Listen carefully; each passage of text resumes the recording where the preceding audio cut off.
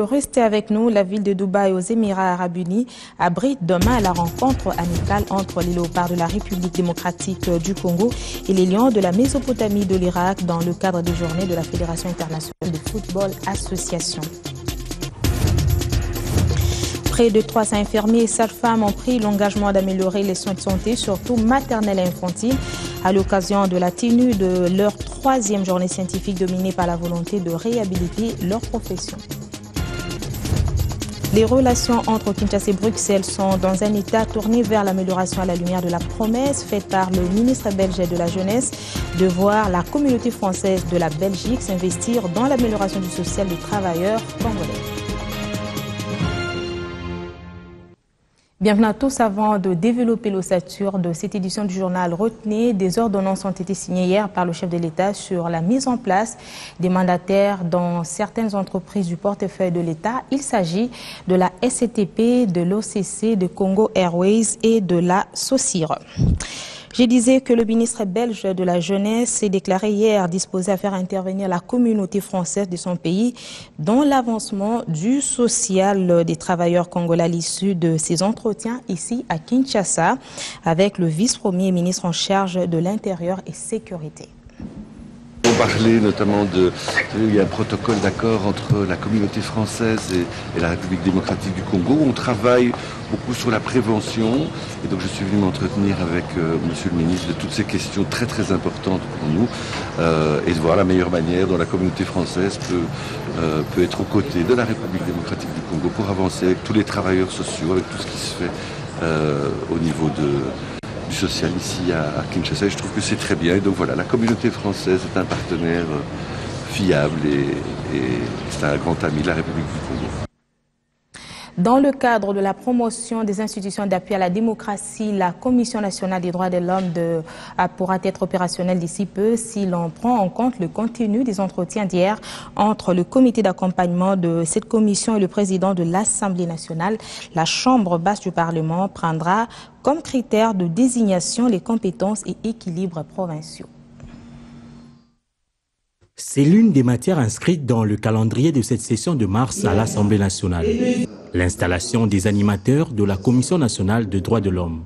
Le speaker de la Chambre basse du Parlement y tient et a rencontré ce jeudi le comité d'accompagnement de la CNDH. Le bureau de l'Assemblée nationale s'implique donc pour la désignation rapide des 9 membres de cette institution. Les critères dans la désignation sont clairs. Nous avons harmonisé quant aux appréhensions qui étaient nourries de gauche à droite. Nous avons harmonisé quant à la procédure et quant à la notion de représentativité au niveau national. La décision du bureau de l'Assemblée nationale ne pouvait que rencontrer un écho favorable auprès des concernés. Nous avons demandé au président de l'Assemblée nationale, donc à l'Assemblée nationale, de prendre toutes les dispositions, de tirer les 9 candidatures dans les 20 noms qu'on leur a donnés. Dans notre composant, nous allons présenter 3 personnes. Parmi les 3, nous espérons qu'il y en aura un qui va représenter parce que nous avons droit à un poste au niveau de la Commission des droits de l'homme. Toutes les provinces, y compris le Nord Kivu, le Sud Kivu et le Katanga, sont représentées au niveau de candidature. Un nouveau code minier sera d'application après l'adoption de son projet au Parlement, un texte voulu attractif afin d'attirer davantage des investisseurs dans un contexte de baisse des cours des minerais confrontés au déficit énergétique. C'est en substance l'objet de l'ordre du jour de l'Assemblée générale de la Chambre des mines de la Fédération des entreprises du Congo.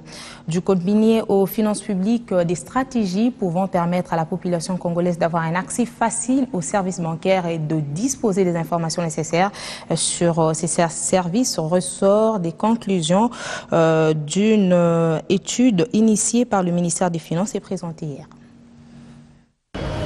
Seuls 12% de la population congolaise ont accès aux services bancaires. Les 88 autres ne disposent ni d'informations nécessaires sur ces services, ni les moyens d'y accéder. Ces conclusions sont le résultat de l'enquête menée sur 3 mois, soit de mai à juillet 2014 par Finmap Trust. L'initiateur de ces études, le ministère des Finances, veut par ces recherches permettre au gouvernement de la RDC de bien cerner les indices de la croissance inclusive pour assurer le bien au profit de la population congolaise. L'objectif principal de cette enquête est de disponibiliser des données probantes susceptibles d'aider à étendre la portée des services financiers sur toute l'étendue de notre pays. Grâce à ces informations, il sera possible à l'État et aux bailleurs de fonds de mettre en œuvre des politiques susceptibles de promouvoir le processus de l'accessibilité de nos populations aux services financiers, d'identification des barrières à l'usage des produits et services financiers. À en croire le directeur de l'information et recherche de ce centre d'études, le processus MAP va booster des stratégies d'accès facile et rapide aux services de la microfinance et agricole en milieu rural. Les femmes, les jeunes, les personnes vulnérables doivent être intégrées et prendre leur part pour briser les certificats de la pauvreté chronique, ce qui conduira à terme le pays sur la voie d'une nation émergente. Cette démarche est jugée capitale pour la RDC, pays qui s'est engagé dans le redressement de l'économie pour viser l'émergence. Des étudiants membres du club journaliste pour les droits humains des 5 institutions universitaires de Kinshasa ont préparé hier à la journée d'information sur la contribution de la Cour pénale internationale et la lutte contre l'impunité en République démocratique du Congo. Le club JDH-RDC et la CPI ont apprécié la participation. Nous visons à travers cette action, à travers cette journée, à partager, à mener les actions, les différentes responsables, les différents acteurs de la lutte contre l'impunité dans notre pays, les acteurs des droits de l'homme, à partager les idées, à partager les notions, les informations avec les étudiants. Parce que les étudiants sont l'avenir de demain, comme on l'a dit. J'ai répondu à beaucoup de questions. Ah oui, l'intérêt était là. La République démocratique du Congo a vécu quand même des années difficiles, avec des crimes très graves qui se commettent encore malheureusement à l'Est. Et donc oui, les membres des clubs de JDH sont intéressés de voir comment la Cour pénale internationale contribue contre la lutte des crimes graves. Ces étudiants ont reconnu avoir assimilé de nouvelles matières qu'ils vont transmettre à leurs camarades. On les écoute. On nous a élucidé le rôle de la CPI. Je pense que chacun des participants est sorti avec une capacité cognitive aussi riche que ça. À travers M. Paul m'a dit qu'on a essayé de comprendre pourquoi il y a la durée des procès. Et nous allons aussi, de notre part, expliquer des autres qui ne se sont pas présentés. J'étais ignorante, j'ai à apprendre beaucoup de notions, l'origine de la CPI, son objectif et son but d'ailleurs même. Et je crois que j'ai appris beaucoup dans cette conférence. On ne savait pas quel est le rôle réellement de la CPI. Quand est-ce que la CPI peut s'ingérer dans les affaires d'un État? On a bien compris cela. Dans le monde médiatique, toujours l'hebdomadaire Les Finances a été suspendu hier durant 20 jours pour faute professionnelle par le Conseil supérieur de l'audiovisuel et de la communication lors de sa 32e session des plénières et le quotidien. L'observateur a été mis en garde. Guilain Kabalundi pour les précisions. Réuni ce jeudi en plénière, le Conseil supérieur de l'audiovisuel et de la communication a examiné plusieurs dossiers de régulation, au nombre desquels une plainte venant de la RTNC contre le journal Les Finances. Nous avons donc décidé de suspendre le journal Les Finances pour une période de 20 jours parce que nous avons relevé vraiment de l'irresponsabilité dans le chef du directeur de publication de ce journal. Autre plainte adressée à l'organe régulateur, c'est celle de la faculté de pharmacie de l'université de Kinshasa, accusée dans un article publié dans le quotidien L'Observateur d'attribuer aux étudiants des points sexuellement transmissibles. Nous avons également décidé d'adresser une observation au journal L'Observateur par rapport à un article publié concernant les points sexuellement transmissibles qui seraient pratiqués à la faculté de la pharmacie de l'université de Kinshasa. C'est un article inventé pures pièces, parce que le journaliste ne s'est pas donné la peine d'aller consulter le doyen de la faculté de la pharmacie, de la faculté de la pharmacie.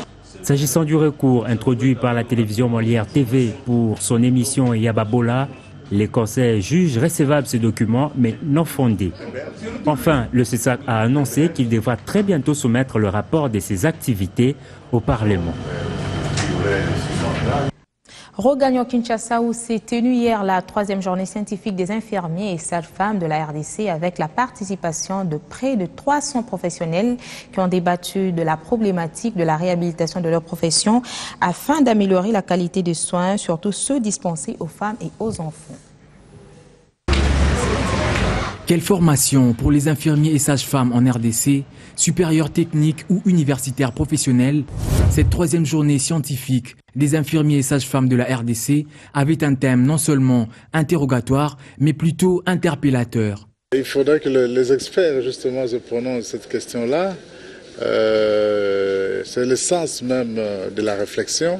Au-delà de cela, ce dont le pays a besoin, c'est d'avoir un personnel soignant qui soit de qualité, qui soit compétent.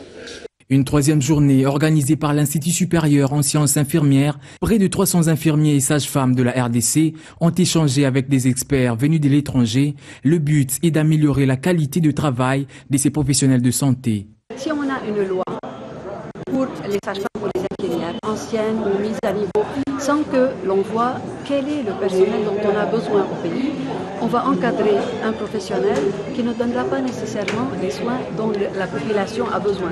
Selon plusieurs données, les sages-femmes et infirmiers de la RDC ne reçoivent pas une formation au standard international. Particulièrement au niveau de la formation tout d'abord, avant d'être un problème sur le terrain. Parce que si la formation a été biaisée, le reste, ce n'est qu'une conséquence. La 3e journée scientifique a eu lieu grâce à l'appui technique et financier de plusieurs partenaires dont l'UNFPA, l'UNESCO et la coopération japonaise. Offre d'emploi à la jeunesse féminine, 15 filles désœuvrées vont être formées en coupe et couture durant 4 mois grâce au partenariat entre Vlisco Congo et Izitam dans le cadre du programme Vlisco Taylor Academy à Kinshasa. La cérémonie officielle du lancement et la signature du protocole entre les parties sont intervenues hier. Ces 15 jeunes filles pétillantes le sont pour une bonne cause. Elles font partie du Vlisco Taylor Academy lancé ce jour à Kinshasa. Un partenariat scellé entre Vlisco Congo et l'Izitam pour la formation spécialisée en coupe et couture. Ce programme permettra à ces jeunes filles désœuvrées pour la plupart d'élever leur niveau de technicité et de finition, leur passion pour la couture aux standards internationaux. Nous avons commencé à Goma, nous sommes venus à Kinshasa. En fait, Vlisco va aller là où nos activités se développent. Logiquement, il serait logique qu'il y ait des couturières au niveau de Vlisco et qu'elles soient basées là où nous développons nos activités. Ces jeunes filles sélectionnées sur des critères Vlisco, sur 65 au départ, bénéficieront d'une formation de 4 mois dans cet institut supérieur spécialisé dans la couture. Une fierté pour son directeur général. Le fait que Vlisco ait pensé à ce programme-là, d'une formation spécialisée de coupe et couture, mais eux sont à un niveau supérieur parce qu'ils sont alignés aux standards internationaux. Donc ça profite à nos étudiants, ça améliore leur expertise en coupe et couture et ça leur permet d'être compétitifs sur le marché. Un rêve pour ces candidates que Vlisco tâche de réaliser grâce à ce programme Taylor Academy qui fait déjà ses preuves au Ghana et à Goma dans l'est de la RDC. L'année dernière, nous avons parlé de oser rêver. Et cette année-ci, nous incitons la femme à vivre son rêve. Ici, nous avons vu dans le regard des jeunes apprenants, des jeunes candidates, un rêve qu'elles ont eu. Elles avaient osé rêver et aujourd'hui, ce rêve commence à se concrétiser, à prendre forme. Vous n'imaginez pas la joie que ces femmes, ces jeunes apprenantes ont eue et je suis d'autant plus heureuse d'avoir suscité cette joie-là dans le regard, dans le cœur de ces jeunes femmes. Après la cérémonie officielle de la signature du protocole d'accord entre Vlisco et Izitam, les convives ont eu droit à une visite guidée des installations de ce grand centre de formation.